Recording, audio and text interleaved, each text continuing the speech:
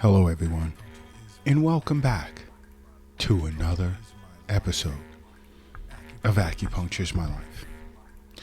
Now, in this episode, I want to go over a recent conversation I had with someone over the Acupuncture is My Life app. And this individual is from the United Arab Emirates.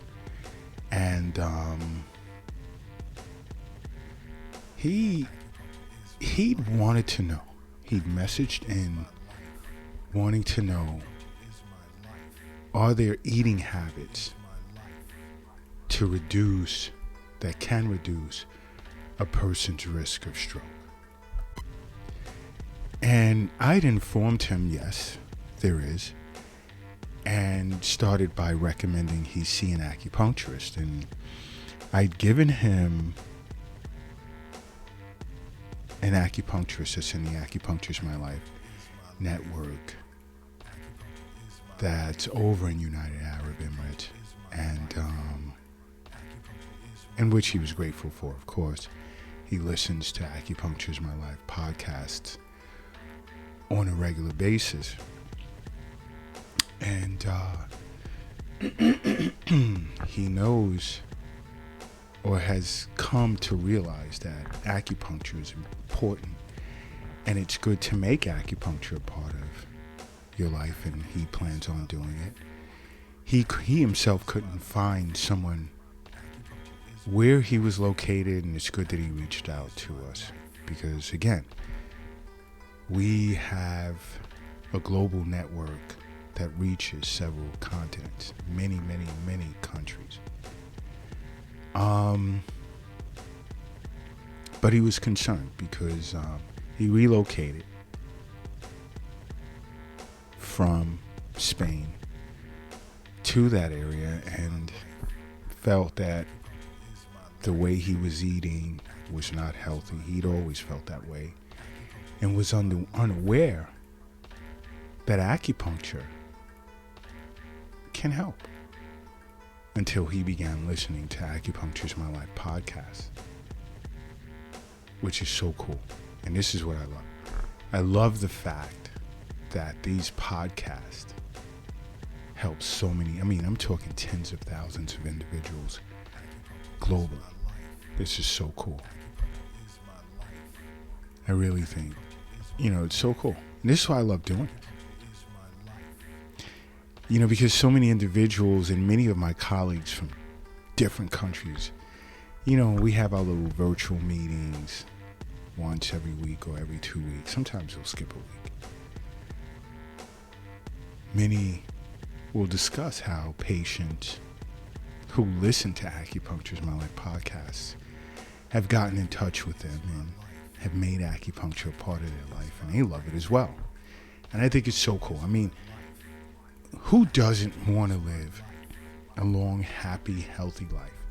And this is why I say, along with annual visits to a physician, you should make regular wellness visits to an acupuncturist. You really should. It's imperative that you do so. I will say that. But it's not just about acupuncture, but many individuals love cupping, moxibustion therapy, what it does for them, Tuina, Tai Chi, Qigong, Eastern nutrition consultations. So much to making acupuncture a part of your life. But now, back to my discussion with this gentleman. Yes, there are certain eating habits in which you can engage in that can reduce your risk of stroke, because there are some individuals, they experience symptoms of potentially having a stroke, and that can be terrifying, because having a stroke is a traumatic event, and strokes usually occur when blood flow is blocked and can't reach your brain. And to an acupuncturist, this is like an impediment in the flow of chi and blood. And I speak of just having that harmonious flow of chi and blood throughout the body. Yin and yang is in balance and the body can self-regulate. This is important.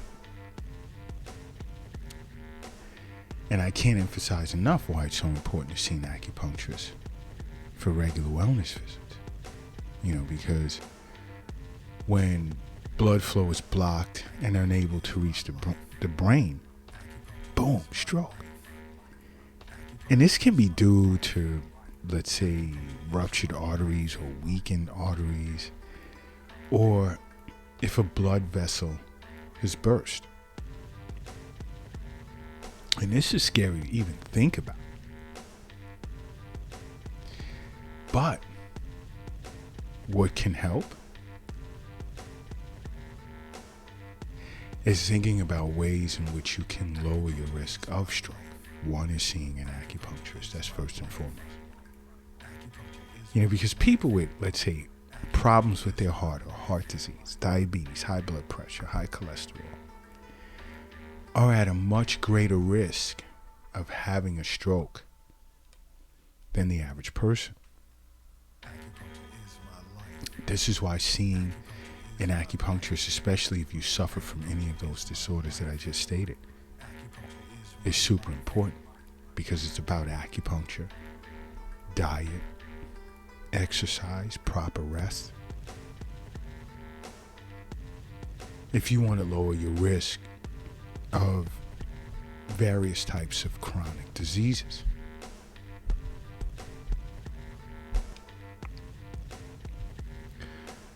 You see, along with acupuncture, I say many times, proper sleep.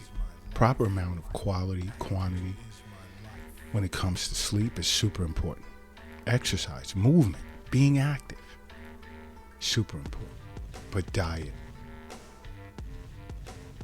is the next most important thing to acupuncture. Diet.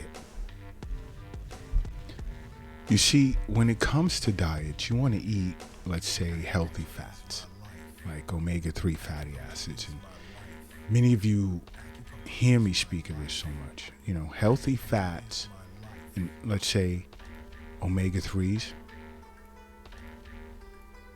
is what helps keep the brain healthy. And it wards off, it sort of, fights off brain diseases.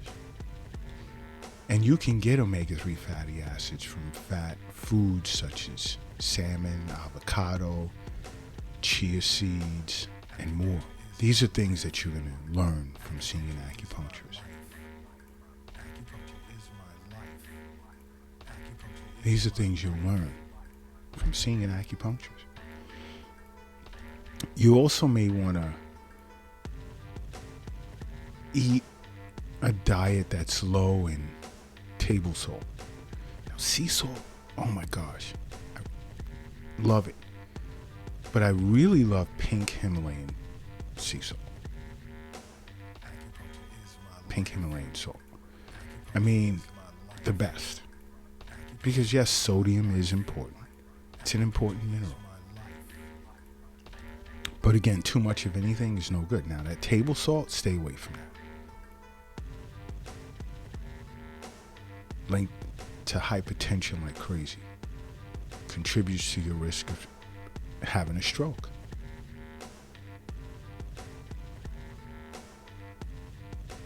So you want to avoid, that white table salt. And you also want to eat plenty of fiber. Fiber is so important. Plays a big part in reducing the risk of stroke. Again, along with getting regular exercises. Some will say limit your alcohol consumption. I would say stop. Whoa, wow, whoa, I normally don't sound jumbled like that. See, this is what happens when you don't have your cup of green tea for the day. So pardon me. But some will say limit alcohol consumption. I myself would say stop drinking alcohol.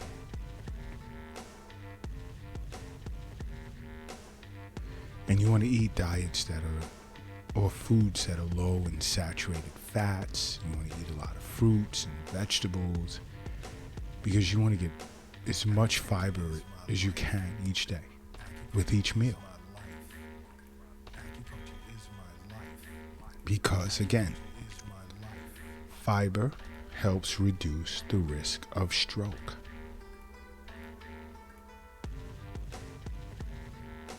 And this decrease in risk is in the range of about 15% or so, give or take, for every 10 grams of fiber added to your diet. That's a huge number. Understand something. Health is wealth. The wealth, it's not under the doghouse in the backyard. It's not in the shoebox in the closet. The wealth is not under your mattress. The wealth is not in your pocket. It's not in your wallet, nor is it in your purse. And the wealth is not in the bank. It's not in a safe. It's not in a cryptocurrency account. And it's not in an app on your phone. The wealth is in you. And what nourishes this wealth is what you put in your mouth and getting regular acupuncture treatments.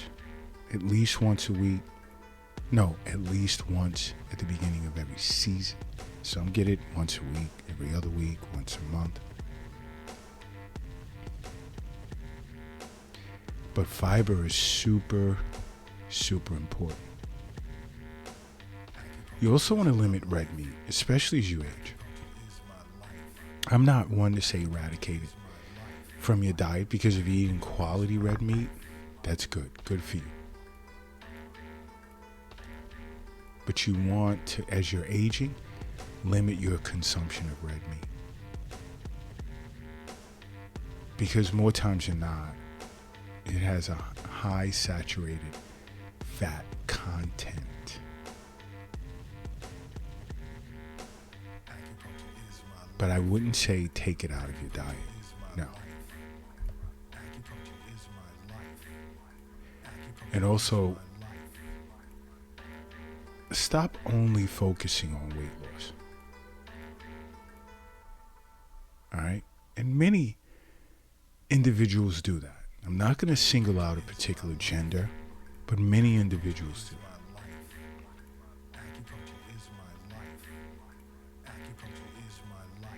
Limit focusing on weight loss. Just simple lifestyle changes in the way in which you eat also.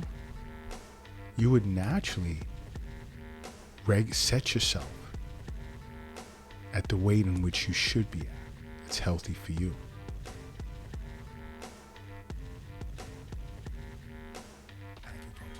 You want to focus on maintaining good blood pressure, blood lipids, and so forth. You see, and this comes in with annual blood work from your physician, sitting with an acupuncturist. Learn who you are. Learn more about your constitution.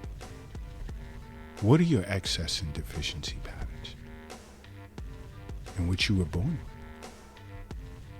with? And there's only one way you can do this. And that's simply by making acupuncture part of your life. Because acupuncture is my life. What's yours?